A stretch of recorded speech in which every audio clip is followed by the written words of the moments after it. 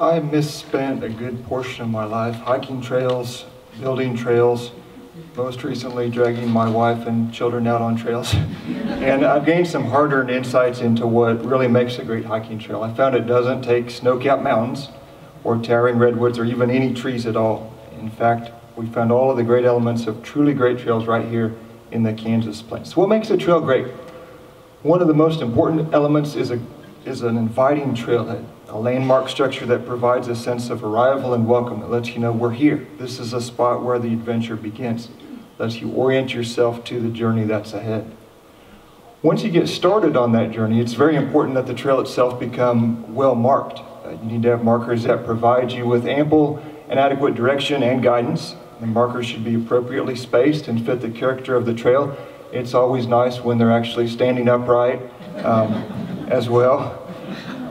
One example that you can see of, well, yeah, you can look at what happens when a trail's not well marked. This is in Arkalan Park in southwest Kansas. My sister had hiked the same loop of that trail about 3 or 4 times before we kind of got oriented to how that trail system was set up. When we think about the design details of the actual trail structure and surface itself, we see that water is the #1 worst enemy of a trail. The surface should slope outwards slightly to shed water, and you should always try to keep your trail at less than an 8% grade, and if you don't, you should put in a lot of hard work to add stone steps exactly like that you see at the Cons of Prairie. In this picture, it's you can see deadfall on the trail.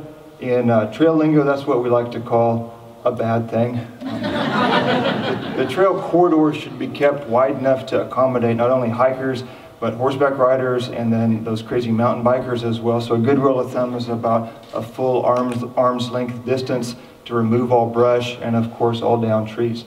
Trails should also be accessible to all. They should be designed and located in such a way that they connect people with places. You shouldn't have to drive an hour to hike a 30-minute trail, in my estimation. One of the most appealing elements of a trail are some of the specific highlights that you find along the particular route. The route should be designed to present the possibility of a new discovery around each bend, a sense of being apart from the safety and comforts of civilization, and a hint of imagine, or in the case of that very large bull bison there, potentially real danger. Trails should also highlight unique and beautiful natural features. These stunning views of natural landmarks, such as these Cretaceous formations at the Smoky Valley Ranch in western Kansas, stand in stark contrast to the rest of the surrounding landscape and provide a meaningful destination, a sense of adventure and thrill of wilderness. It's not only natural elements, but the built elements of the trail infrastructure can also be an important component as well, whether it's a unique bridge, a solidly built rock wall, an artfully crafted stone staircase, or even actual artwork, as you can see on this silo that was painted by a local artist near Oregon Trail Nature Park. And one of the highlights of all Kansas trails is the vistas that we do have. And so when you look at sites here such as Cons of Prairie, where you can look out and really admire the big, beautiful Kansas sky against a backdrop of real sweeping grasslands, take a look and appreciate kind of the view. It's a good experience. Wildflowers and wildlife are also another great element of trails, and so if you hike during the late spring, early summer, these are the best times to see things such as those purple clover. We saw wildlife ranging from butterflies to bison and really everything in between as part of our trail experience. After a good long hike on the trail, it's always nice to have built in some element where you can take a few minutes to rest, where you can sit back, rest your feet, reflect. It's a little bit of a bonus if it's shady. A great view is even nicer, such as you can see here, this bench by Banner Creek. Kansas also has a very rich history, and the best trails connect the past to the present. And so you can see here one of the stone huts at Alleghawahoo Memorial Park by Council Grove. This was actually inhabited by members of the Kaw Indian Nation on a reservation there. When we, another connection with the past is in the great trails from the days of old. So all of the great trails, the Santa Fe Trail, the Chisholm Trail, the Oregon Trail, they all ran right here through Kansas. And for instance, on the Cimarron National Grasslands, to this day, you can still hike a trail that goes right along the actual route of the Santa Fe Trail, and you can stand on overlooks here, such as the Point of Rocks, and look out and see what it must have looked like. As part of our experience hiking trails and researching trails for this guidebook, we found really some of the best that exemplified all of these design elements and combined those into some outstanding experiences.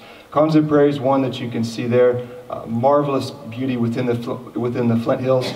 A little bit closer to home is the Switchgrass Trail by Wilson Lake.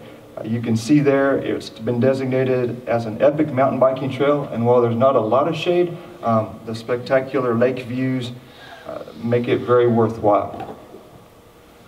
Of all of the trails in the state, perhaps my favorite was the Elk River Trail in southeast Kansas. And this trail it makes you kind of wonder if you still are in Kansas. The trail runs around, over, sometimes even through. As you can see there, these tremendous rock formations, and the trail architects seem determined to never let you take the easy way through things like this. Of all the long trails, ones that are being developed, these longer rail trails, such as the Land and Nature Trail, Prairie Spirit Trail, our favorite is perhaps the Flint Hills Nature Trail. It's the longest trail in the state, runs all the way from Council Grove in the west through the entire Flint Hills region to Osawatomie on the eastern side. So an artfully crafted and well-maintained trail creates a tremendous experience for young and old, gives you a good opportunity to wear a bandana as well. And so hopefully understanding and appreciating what makes a tremendous trail will make your experience even better. So get inspired, get out and enjoy some of the epic trails we have right here within the state of Kansas.